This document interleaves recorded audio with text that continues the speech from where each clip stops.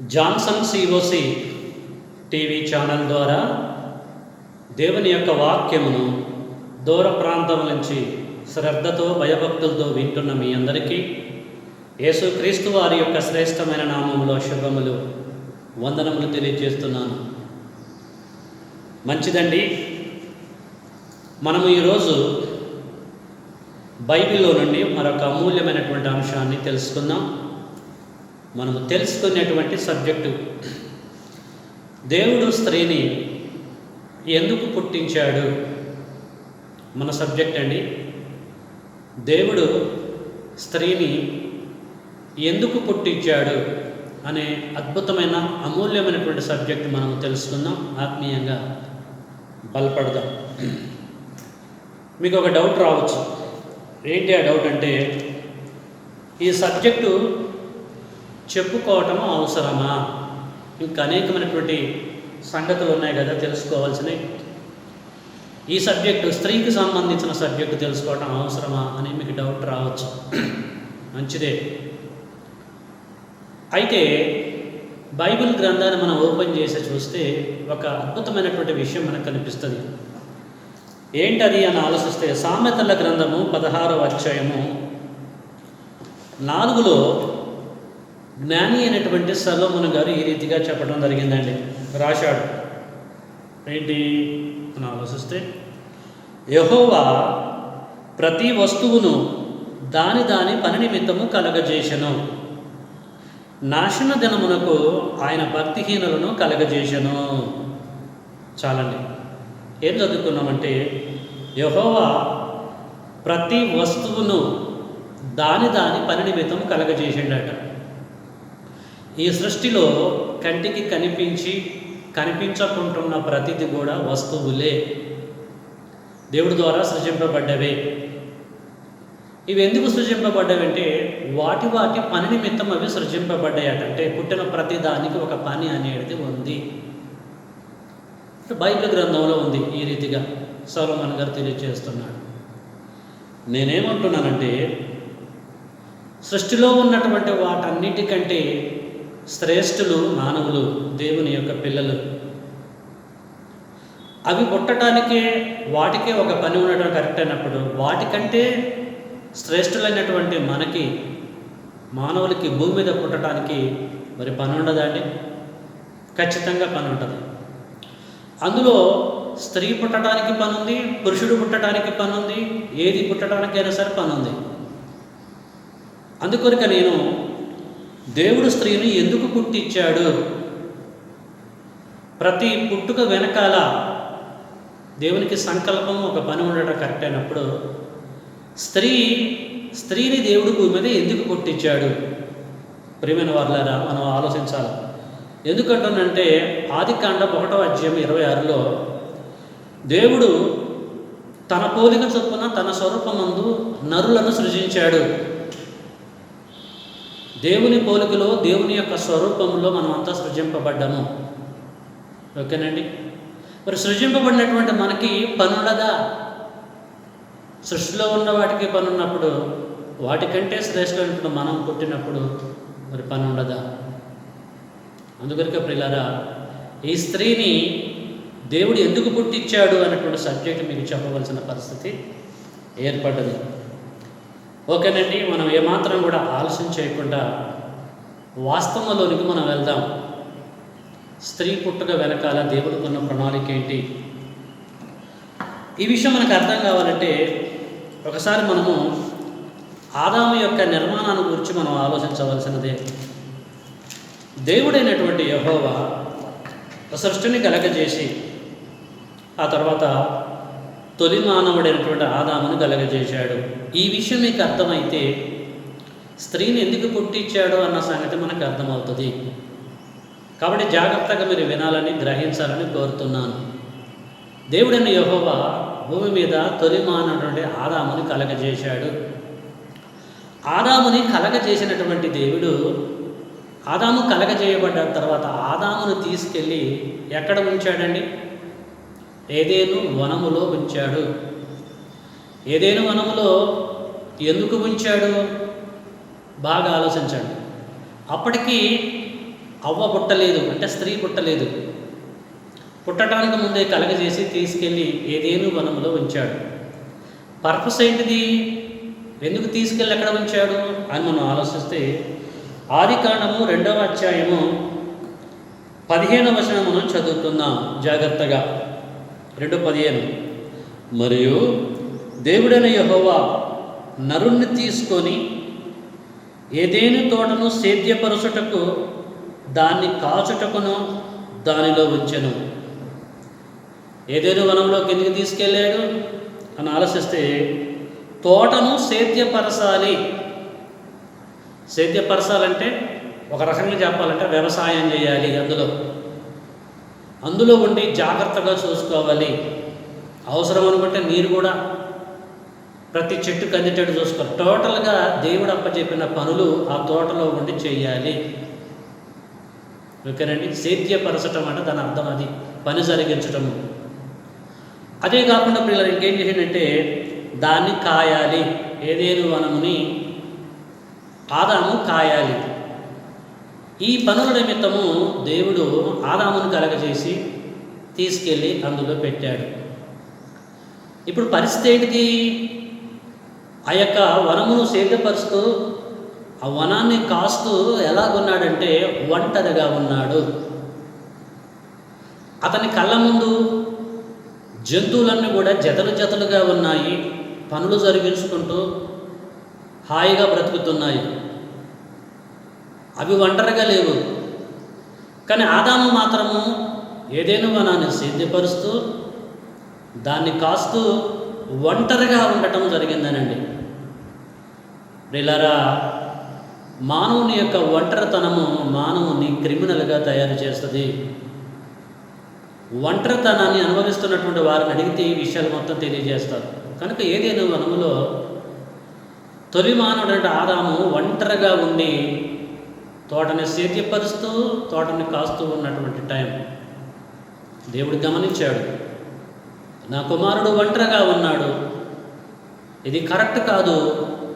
జంతువులు మాత్రము జతలు జతలుగా ఉండి బ్రతుకుతున్నాయి.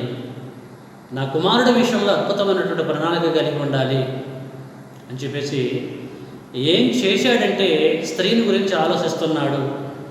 స్త్రీని తయారు చేయాలనుకుంటున్నాడు. ఎందు నిమిత్తం తయారు చేయాలనుకుంటున్నాడు? స్త్రీ పట్ల ఆయనకున్న ప్రణాళిక ఏంటిది? స్త్రీ పుట్టడానికి అతని దగ్గర ఉన్నటువంటి సమాధానం ఏంటిది అని మనం ఆలోచిస్తే ఇక స్త్రీని ఎలాగ కలగజేస్తున్నాడో, మరి ఏ ఉద్దేశంతో కలగజేస్తున్నాడో సంగతి మనం చూద్దామండి. ఆదికాండము 2వ అధ్యాయము 18వ వచనం మనం చదువుకుందాం. మరియు దేవుడైన యెహోవా నరుడు ఒంటరిగా ఉండటం మంచిది కాదు అని అనుకున్నాడు. నరుడు ఒంటరిగా ఉండుట నరుడికి మంచిది కాదు. అంటే ఇక్కడ మనం బాగా ఆలోచించాలి. ఒంటరిగా ఉండి ఏం చేస్తున్నాడు? ఏదేను వనాన్ని సేద్యపరుస్తున్నాడు, ఏదేను వనాన్ని కాస్తున్నాడు, ఒంటరిగానే కాస్తున్నాడు. ఆదాము ఒంటరివాడైపోయాడు. ఏదేను వనంలో ఒంటరిగా ఉండకూడదు. ఒంటరిగా ఉన్నటువంటి ఆ వ్యక్తికి ఒక వ్యక్తి కావాలి అని చెప్పేసి ఆలోచిస్తున్నాడు. చూడండి, దేవుడైన యెహోవా నరుడు ఒంటరిగా ఉండటం మంచిది కాదు, వానికి సాటి అయినటువంటి సహాయమును వాని కొరకు చేయుదును అనుకొనును.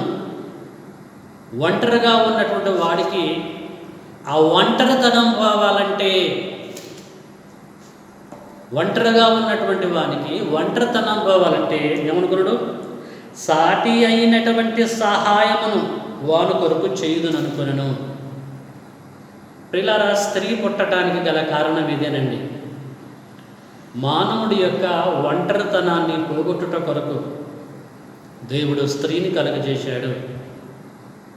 సాటి అయినటువంటి సహకారిగా ఉండుట కొరకు కృపగలిగిన తండ్రి మరి స్త్రీని తయారు చేశాడు, అవ్వను తయారు చేశాడని మనము అర్థం చేసుకోవాలి.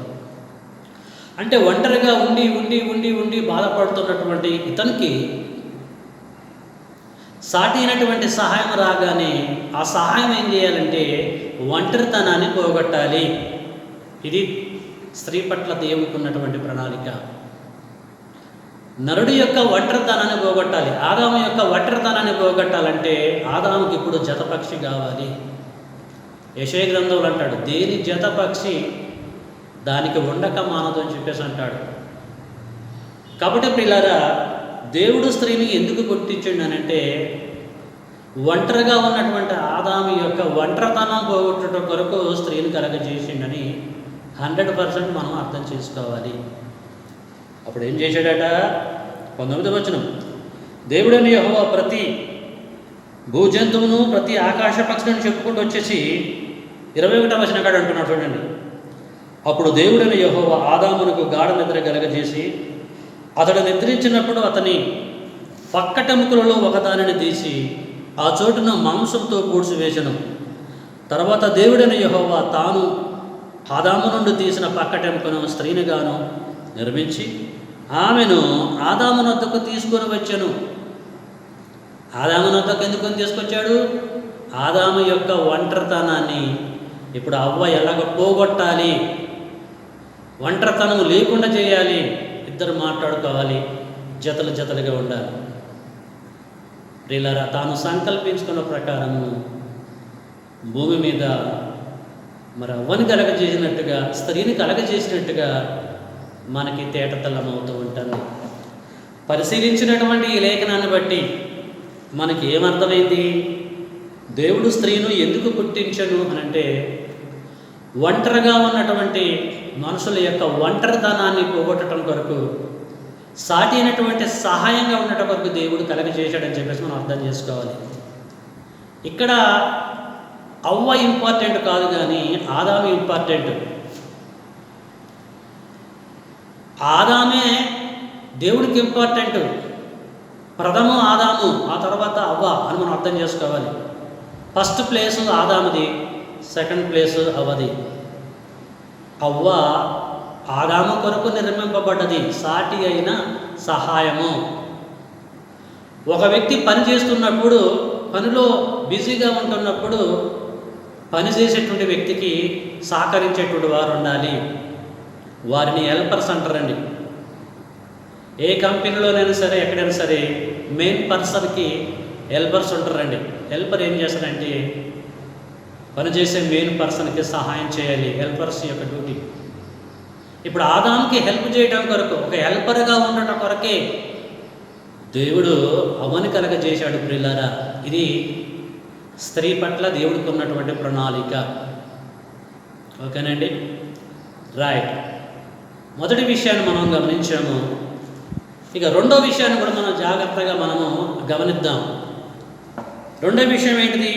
దేవుడు స్త్రీని ఎందుకు పుట్టించను. రెండవ ఆత్మీయ విషయాన్ని కూడా భావపూర్వకంగా మనము అర్థం చేసుకుందాం. ఏంటిది మనం ఆలోచిస్తే, దేవుడు తన దాసుడు ద్వారా అద్భుతమైన రీతిలో ఒక విషయాన్ని తెలియజేశాడండి. కీర్తనల గ్రంథము 128లోకి వెళ్దాము. కీర్తనల గ్రంథము 128వ అధ్యాయంలో చక్కని మాట ఉంటుందండి. కీర్తనకారుడు తెలియజేస్తున్నాడు తండ్రి మహాకృపను బట్టి. 128:3, నీ లోగిట నీ భార్య ఫలించు ద్రాక్షవల్లి నుండును, నీ భోజనపు బల్ల చుట్టూ నీ పిల్లలు ఓలివ మొక్కల వలె నుందురు అని చెప్పేసి దేవుడు అంటున్నాడు.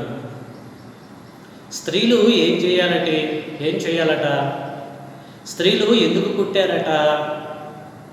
ఇక్కడ కీర్తనకారుడు ఏమంటే, నీ లోగిట నీ భార్య ఫలించు ద్రాక్షవల్లి వలె ఉండాలి. స్త్రీ యొక్క పాత్ర ఏదంటే భూమి మీద ఫలించేటువంటి ద్రాక్షవల్లి, ఫలించుట కొరకు ఆమె పుట్టింది. భార్యాభర్తల కలయికలో భార్య గర్భాన్ని ధరించాలి, ఫలించాలి. దేవుడు స్త్రీని ఎందుకు పుట్టించను అనంటే, ఆమె ఫలించేటువంటి ద్రాక్షవల్లి వలె ఉండటం కొరకు. ఆమె గర్భాన్ని ధరించి పిల్లలను కనాలి, భూమిని నిండించాలి. ఈ పర్పస్తో కృపగలిగిన తండ్రి స్త్రీని పుట్టించాడు అన్నట్టుగా లేఖనాలను మనం ధ్యానిస్తూ ఉంటుంటే మనకు అర్థమవుతూ ఉంటుంది. అలాగే ఆదాముని అవ్వని కలగజేసి ఆదికాండం 1:28 దేవుడు వాళ్ళని ఏమని బ్లెస్ చేశాడండి? మీరు ఫలించి అభివృద్ధి పొంది భూమిని నిండించాలని అంటున్నాడు. ఆదాము అవ్వలు వారి యొక్క కలయిక వలన పిల్లలు అనేటివి రావాలి, బయటికి పిల్లలు రావాలి, వారు భూమిని నిండించాలి. కనుక పిల్లలు ఫలించాలంటే, గర్భాన్ని ధరించాలనంటే స్త్రీ పాత్ర ఎంతో అవసరమై ఉన్నది ఈ భూమి మీద ప్రజల మధ్యలో. కాబట్టి స్త్రీ గర్భాన్ని ధరించి పిల్లలను కనాలి. కాబట్టి ఇప్పుడు దేవుడైన యెహోవా స్త్రీని పుట్టించాలి. అక్కడ ఆది కాండంలో మనం ఏం చూసామండి? సాటి అయినటువంటి సహకారిగా ఉండట కొరకు ఆదాముకి, ఒంటరితనంగా ఉన్నటువంటి ఆదాము తన ఒంటరితనం పోగొట్టుకోవడం కొరకు స్త్రీని కలగజేశాడు. సహకారురాలుగా ఉండాలి. ఇక్కడికి వచ్చేసరికి స్త్రీని గురించి మాట్లాడుతున్నాడు తండ్రి దేవుడు తన సేవకుడు ద్వారా. ఆమె ఫలించాలి, అభివృద్ధి చెందాలి. ప్రేమన దేవుని బిడ్డలారా, స్త్రీ పట్ల దేవుడికి ఉన్నటువంటి ప్రణాళిక అండి ఇది. ఎంతమంది స్త్రీలు దీన్ని గ్రహిస్తలేదో నాకు తెలియదు, కానీ స్త్రీ పుట్టుక వెనకాల దేవుడికి ఉన్నటువంటి ప్రణాళిక, పురుషుడు పుట్టుక వెనకాల దేవుడికి ప్రణాళిక ఉంది. ఈ సృష్టిలో పుట్టిన ప్రతి దానికి ఒక పని ఉన్నది. అలాగే స్త్రీకి కూడా పని ఉందని చెప్పేసి మనం అందరం కూడా గ్రహించాలి. స్త్రీ మెయిన్ కాదు, పురుషుడు మెయిన్ పర్సన్కి సహకారాలుగా ఉండాలి. అది ఆమె యొక్క పాత్ర. ఇంకా మనం ఆలోచిస్తే గ్రంథంలో స్త్రీ యొక్క పాత్ర ఏంటిది ఆలోచిస్తే ప్రియులారా, దేవుడు స్త్రీని భూమి మీద ఎందుకు పుట్టించాడంటే, మరి అపోస్తలుడైనటువంటి పౌలు గారు తిమోతికి పత్రిక రాస్తూ 1 తిమోతి 5:14 ఏమంటున్నాడో ఒకసారి మనం చదువుకుందామండి. అపోస్తలుడైన పౌలు గారు తిమోతికి రాసిన 1 పత్రిక 5:14. కాబట్టి యవ్వన స్త్రీలు వివాహము చేసుకొని ఏం చేయాలంటే పిల్లల్ని కని, అది వివాహము చేసుకొని పిల్లల్ని కనాలి. వివాహం లేకుండా పిల్లల్ని కనకూడదు. దేవుని సంకల్పానికి భిన్నంగా బ్రతికినటువంటి వారు అవుతారు. కాబట్టి వివాహం చేసుకొని పిల్లల్ని కని గృహ పరిపాలన జరిగించుచు నిందించుటకు విరోధికి అవకాశం ఇవ్వకుండాలని కోరుచున్నాను. స్త్రీ పాత్ర. దేవుడైన యెహోవా భూమి మీద స్త్రీని ఎందుకు కలగజేశాడు అంటే, వారు వివాహం చేసుకొని పిల్లలను కని గృహ పరిపాలన జరిగించాలి. గృహాన్ని పరిపాలించాలి. గృహాన్ని పరిపాలించాలంటే దీన్ని ఎలాగ అర్థం చేసుకోవాలో? గృహంలో ఆల్రెడీ పురుషుడు ఉన్నాడు కదా, మరి పురుషుడు ఉండగా స్త్రీ గృహప్రపాలన చేయటం ఏంటిది? దీని అర్థం ఏందనంటే, పురుషుడు ఉన్నంత వరకు పురుషుడు భార్యను పరిపాలిస్తాడు, పిల్లలను పరిపాలిస్తాడు, అంతా ఓకే, ఆయన హెడ్. పురుషుడు వెళ్ళిపోయిన తర్వాత, అంటే భర్త వెళ్ళిపోయిన తర్వాత ఆ ఇంటిని మొత్తం చూసుకోవాల్సినటువంటి బాధ్యత స్త్రీది, అంటే భార్యది. పిల్లలని పెంచాలి, పెద్దవారిగా చేయాలి, గృహంలో పరిపాలన చేయాలి. ప్రభు యొక్క శిక్షణలోను బోధనలోను పిల్లలని పెంచాలి. భర్త లేని టైంలో, అఫ్కోర్స్ భర్త ఉన్నప్పుడు కూడా పిల్లలని రూల్ చేస్తూ ఉండాలి. గృహ పరిపాలన జరిగించాలి ఆమె ధర్మ ప్రకారంగా.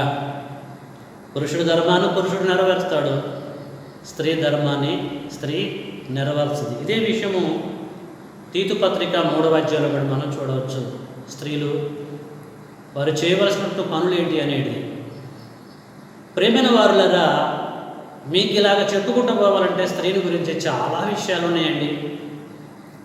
కానీ మన సమయంలో కొన్ని విషయాలే తెలుసుకోవాలనే ఉద్దేశంతో ఈ 3 సందర్భాలను మీ ముందు ఉంచాలని చెప్పేసి నేను ఆశపడి మీ ముందు ఉంచాను.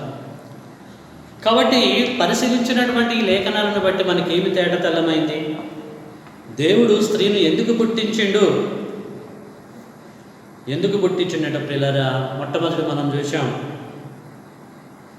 నరుడు ఒంటరిగా ఉంటే మంచిది కాదు, వారికి సాటి అయినటువంటి సహాయంగా ఉండట కొరకు సహాయం చేయాలి. ఒంటరితనం పోగొట్టుట కొరకు స్త్రీని పుట్టించడని చెప్పేసి మనకు అర్థమైపోయింది. సో దీన్ని బట్టి ఇప్పుడు స్త్రీలు ఏం చేయాలంటే, పురుషులు పని జరిగిస్తున్నప్పుడు, ఒంటరిగా ఉన్నప్పుడు, వారు శ్రమలలో ఉన్నప్పుడు, ఇరుకులు ఇబ్బందుల్లో ఉన్నప్పుడు వారికి తోడుగా ఉండాలి. వారి కష్టాలలో, వారి బాధల్లో కూడా వారు పంచుకోవాలి. అప్పుడు వారి కష్టాలు, బాధలు, వారి ఒంటరితనం అంతా కూడా పోతుంది. కాబట్టి స్త్రీ పాత్ర అండి అది. సాటి అయినటువంటి సహాయకురాలు యొక్క పాత్రని 100కి 100% నెరవేర్చాలి. స్త్రీయే మెయిన్ కాదు, పురుషుడు మెయిన్కి ఉపయోగపడటం కొరకు దేవుడు కలగజేశాడని చెప్పేసి ఎప్పుడు కూడా మనం మర్చిపోవద్దు.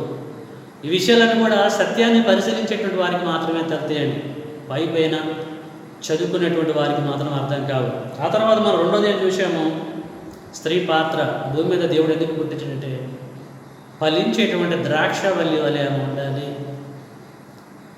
పెళ్లి చేసుకున్న తర్వాత తన భర్తకి ఫలించేటువంటి ద్రాక్షవల్లి వలె ఉండాలి, ఫలించాలి, పిల్లల్ని కనాలి, వాళ్ళని డెవలప్ చేయాలి. ఈ పర్పస్ తోటి తండ్రి అయినటువంటి దేవుడు మరి స్త్రీని పుట్టించాడని మనం అర్థం చేసుకోవాలి. ఇక లాస్ట్కి మనం ఏం చూసామంటే, పిల్లలని కని గృహ పరిపాలన జరిగించాలని చెప్పేసి పౌలు గారు అంటాడు. పిల్లల్ని కనాలి, పెళ్లి చేసుకొని పిల్లల్ని కనాలి, తమ స్వపురుషులకి పిల్లల్ని కని గృహంలో పరిపాలన చేయాలి. ఎంత భాగ్యం అండి! పాత్ర అండి. ఆమె పాత్రను ఆమె పోషించాలి, భార్య పాత్ర భార్య పోషించాలి, భర్త పాత్ర భర్త పోషించాలి.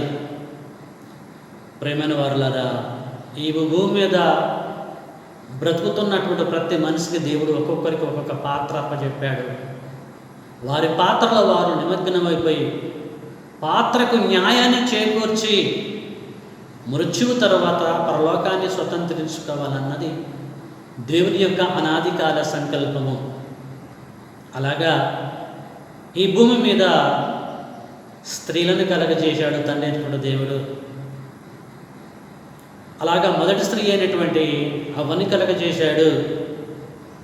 పిల్లరా, ఈ విషయాలు మనకి ఎలాగ తెలిసాయండి? ఎలాగ తెలుస్తున్నాయి? గ్రంథాన్ని పరిశీలన చేసి తెలుసుకోవడాన్ని బట్టి ఈ విషయాలు మొత్తం మనకి తెలుస్తున్నాయి. కాబట్టి తెలుసుకున్నటువంటి మనము ఏం చేయాలండి? స్త్రీ అయితే స్త్రీ ధర్మాన్ని నెరవేర్చాలి. ఇప్పుడు చెప్పిన దాని ప్రకారంగా స్త్రీ యొక్క క్యారెక్టర్ ఉండాలి,